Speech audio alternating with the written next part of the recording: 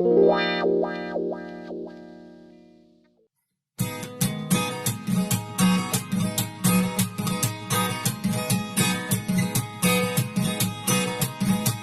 روز رفتم سیمیتش خانشون، گفتم خاله کنی همو چوجتون، گفتک بشی گوش که مرا بچه جون، روزی دیلکتت دمه بفهمون.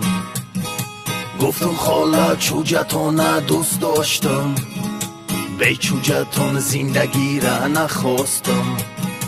من یک بچه ای کم بغلی بسم، لیکن عاشقی دختریت هستم. گفتک بچم اگر کی نداری سوم، تو الکی در نظرم شدیشون، بپل باشی نمیشوی دم و دم، کم بغلی در بپوش ای برم. من خواب بودم تگی چناری و پره، بیدار شیدم یک کرتا سرخ میگذره، گفتم کرتا سرخونه اکتا او ببره، در سویه کرتات مرا خوبره.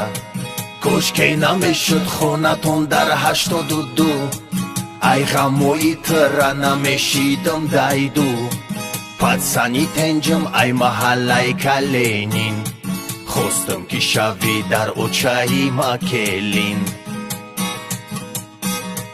در سکسیه ای ما باشه دارم حولی، کرولا داری ما باشه دارم جیگولی، تو اینتلیگنت ما بچه ای جنجالی، کشیلوکی تو پرجباکی ما خولی. یه روز رفتم، دو روز رفتم، سه روز رفتم سیمیتش خانشون، گفتم خاله کنی همو چوجتون، گفتک بشی گوش که مرا بچه جون، روزی دیلکتت دمه بفهمون.